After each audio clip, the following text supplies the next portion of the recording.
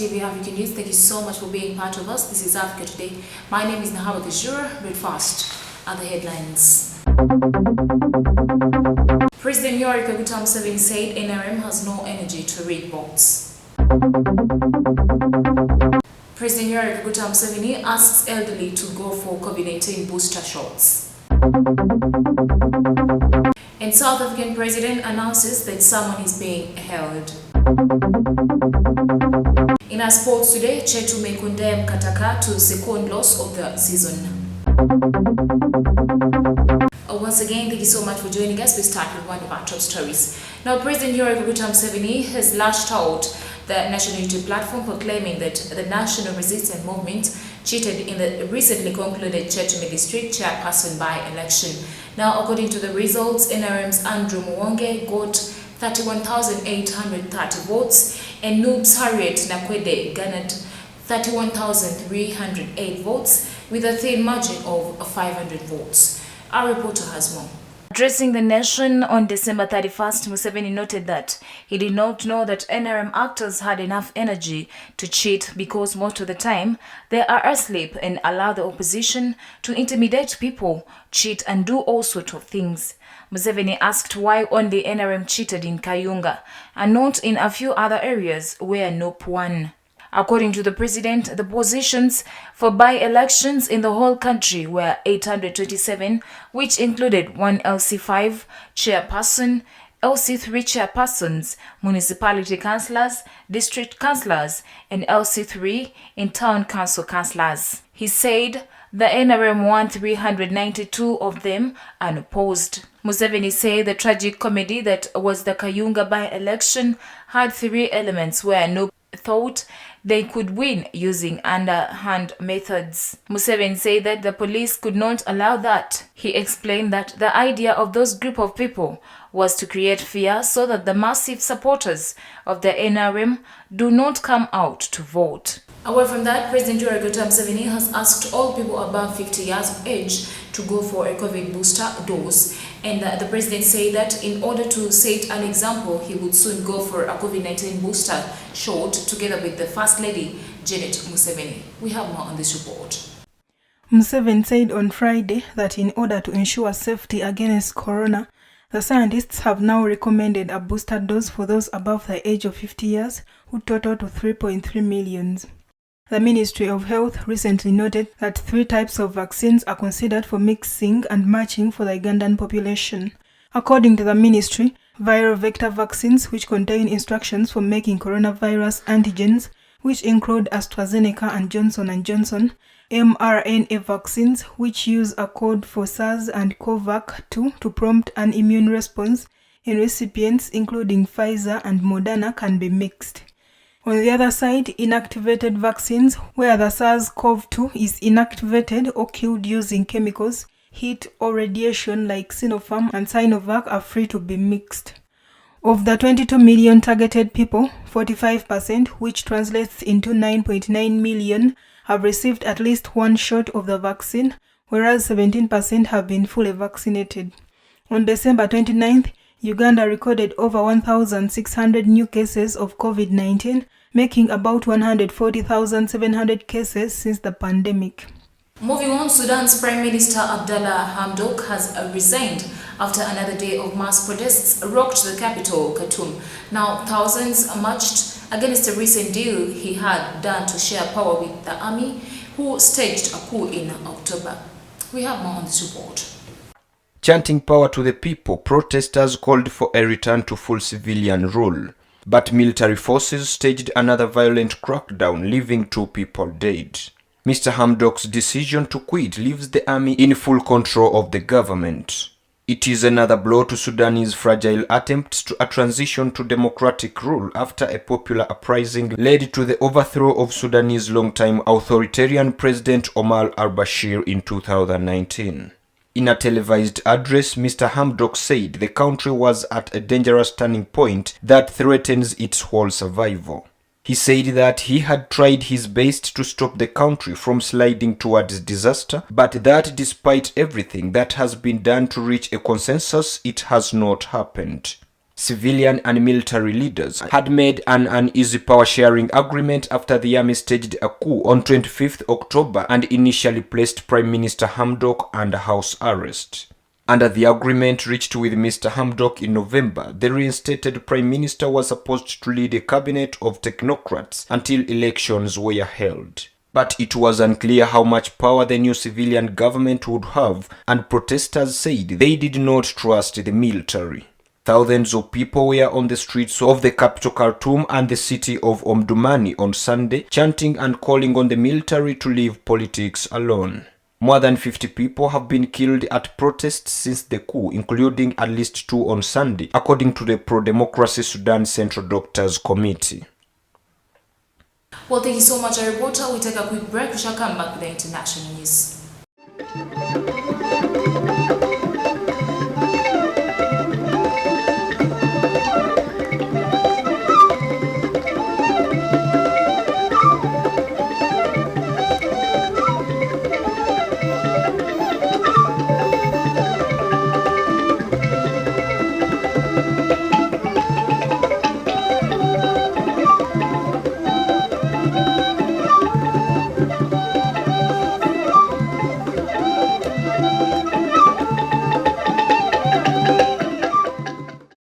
Welcome back from the break. As you're watching TV Africa, the right to know. In international news today, Congolese opposition leader Martin Fayulu criticized what he called the shameless stealing of public funds under President Felix Tshisekedi's government. Now, in his end-of-year speech, Fayulu, who controversially lost to Tshisekedi in the 2018 election, singled out the missing funds intended for COVID-19 response and civil servants' salaries. We have more on this report. The Democratic Republic of Congo is experiencing a surge in virus cases driven by the Omicron and Delta variants. Congo is the least vaccinated country against COVID-19 in the world. A combination of vaccine hesitancy and weak state capacity has contributed to the low vaccine uptake. Tshisekedi, who took over from Joseph Kabila in January 2019, has also been accused by the opposition of seeking to undermine the Electoral Commission's independence ahead of the 2023 vote. Fayulu slammed the presence of Ugandan troops on Congolese soil, saying Kinshasa was subcontracting the security of the state to foreigners. In December, Kampala sent soldiers to eastern Congo to carry out joint operations against the ADF rebel group, which it blamed for deadly bombings in November. The leader of the Lamuka coalition also demanded the lifting of martial law in the provinces of North Kivu and Ituri. The regions were placed under army rule last year after Tshisekedi announced an operation to counter armed groups. Away from that, South African President Cyril Ramaphosa announced on Sunday that someone is being held in connection with a fire that started in the early hours and consumed parts of the Parliament complex in Cape Town. Now, the incident took place hours after the funeral of Archbishop Desmond Tutu, who passed away last Sunday. We have more on this report. The South African President Cyril Ramaphosa said that the news was devastating, terrible, and a devastating event, particularly after they gave the Arch what he would call the best send-off the previous day. He added that the previous day was a day crowned with celebration, a day crowned with sending off their beloved Archbishop, and only to wake up to the devastating news of the burning down of the Assembly or Parliament, which is a terrible setback. Ramaphosa added that the sprinkler system did not function as expected and investigations continue. The president reassured the people that they are still going into what caused the fire, and the fire having started in the old assembly, how it then moved to the National Assembly, something that will still be investigated, adding that somebody is being held right now and being questioned. No casualties have been reported in the fire. Cape Town has been home to South Africa's Houses of Parliament since 1910, including the National Assembly and the Upper House National Council of Provinces, while the government based in Pretoria. Well, thank you so much, reporter. Moving on, the authorities in Guinea-Conakry have allowed former President Alpha Condé to leave the country to seek medical help. According to authorities in Guinea-Conakry, the condition is that former President Alpha Condé cannot stay away for more than 1 month unless advised otherwise by the medical professionals. The announcement came in response to requests sent by ECOWAS to the new leader of the country, Kano Mamadi Doumbouya, on the 23rd of December. The news of Alpha Conde's imminent release were greeted by the former president's supporters. Alpha Conde came to power in December 2010 and was re-elected in 2015 before seeking a third term that led to a coup and his removal from power in September 2021. Moving on in our international news, the 1st of January marks Haiti's Independence Day and many celebrate the occasion with Jomo soup. Now this soup consists of a mix of meat, vegetables, pasta and the scratch for which it is named. Now the custom started in January 1st, 1804, date of the independence of the country. We have more on this report. According to Rosemin, who makes this soup in large quantities every January 1st, the 1st of January being their Independence Day, it is a pleasure for her to make the soup for the family and for neighbors too, because she shares with others. She added that it took her 2 hours to prepare it, a process she learned from her mother. Once a symbol of oppression, this dish has just been recognized by UNESCO as intangible cultural heritage of humanity. Naomi Smith, Rosemin, daughter, who also helps her mother on this occasion, say that the soup represents life and the power that they have conquered after years of fighting. She added that even on 1st January, it is an added value because of its appearance as intangible heritage in UNESCO. She said that for her, the Guillemot soup symbolizes freedom, love, union, fraternity, which is indeed an independence because every time they drink it, they should be fully aware that they are free. Haiti's Jomo soup is a tradition that dates back more than 2 centuries and is a way to honor the country and its past. Well, thank you so much, reporter. Africa Today takes a quick break. We shall come back with the business news.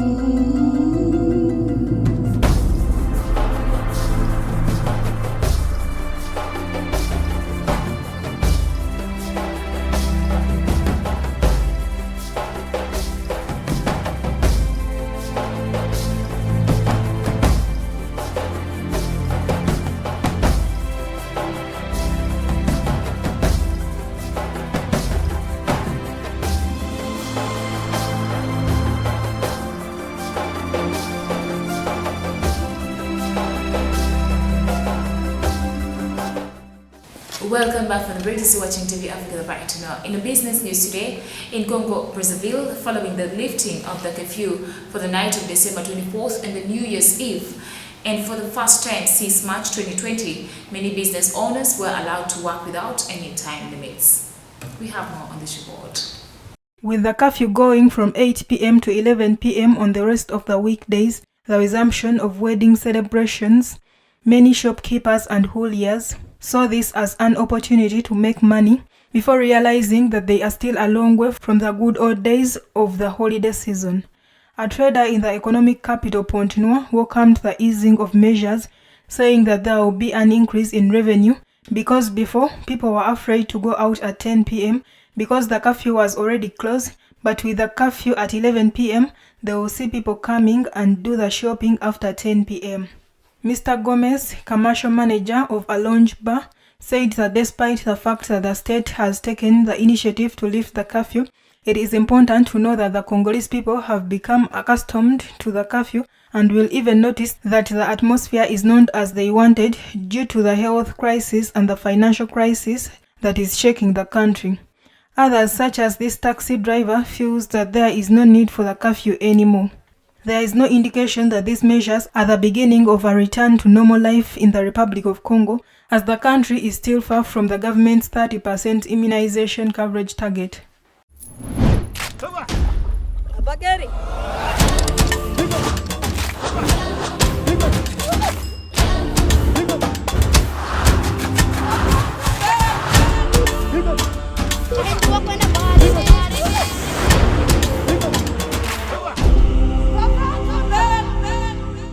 Well, thank you so much, reporter Nalugo. Let's turn your attention to our health news today. South Africa's minister in the presidency said on Thursday that data from experts suggested the country has passed its Omicron peak with no significant rise in the number of deaths. Now, the new data have given South Africa the green light to change COVID-19 regulations.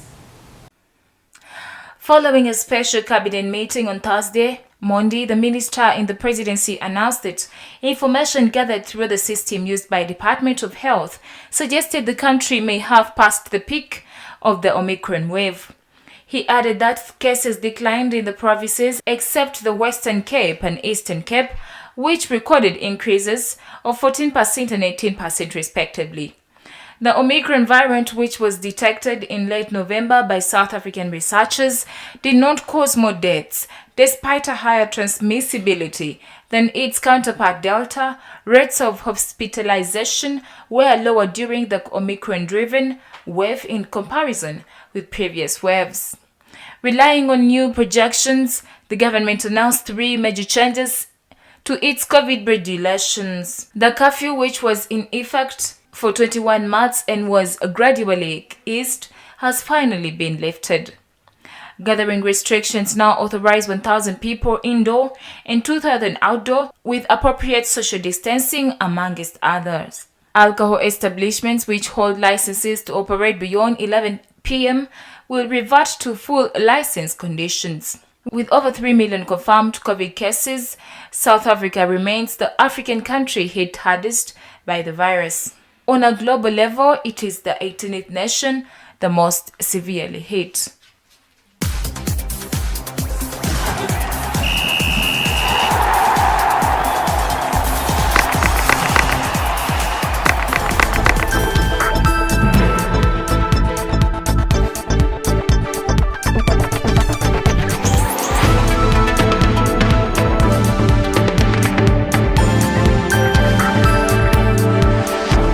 In our sports news today, Chetumi bounced to the top 3 at the very end of the first round for 2021-2022 Star Times FOFA Big League. Now 3 clubs will be promoted to the Star Times Uganda Premier League for the upcoming 2022-2023 season. The Slaughters secured their 5th victory of campaign in 10 matches with a 4-2 comprehensive home win over visiting Kataka at the Nakisunga Saza Playground in Mkono on Sunday 2nd January 2022. On-color forward Ezra Chizitokaye scored a brace with team captain Danny Birikirwa and Nigerian David Oyeda adding the other 2 goals for David Katono Mutono's coach entity. Kataka found 2 consolation goals, 2 from the usual unsuspected Nasuru Nandala and teenager Sharif Masai, giving the scoreline a respectable second look. Meanwhile, Chitala fell 3-1 to visiting Ndeji University at the Masindi Municipal Stadium in a contest played under rainy conditions. Regan Mpande struck twice and Vincent Abigaba once for Ndeji University. The consolation for Kitara was a penalty by Richard Enjama. At the Prison Stadium in Luzira, Maroons hammered Nyamityobora 4-0 in a one-sided duel. Former Uganda under-17 skipper Emmanuel Song Olinga got a brace of these goals. At the Kosovo Playground in Kasana, Luwero United suffered 3-0 home loss to Blacks Power. Ron Berogani, Michael Bagio, Siu and Jimmy Okira scored for Blacks Power, who now lead the standing on 8 points with a better goal difference than Kataka, also on the same number of points. Well, thank you so much for being a low audience from when we started from. Don't forget to subscribe to our YouTube channel. We shall keep updating you. It is TV Africa, the right to know.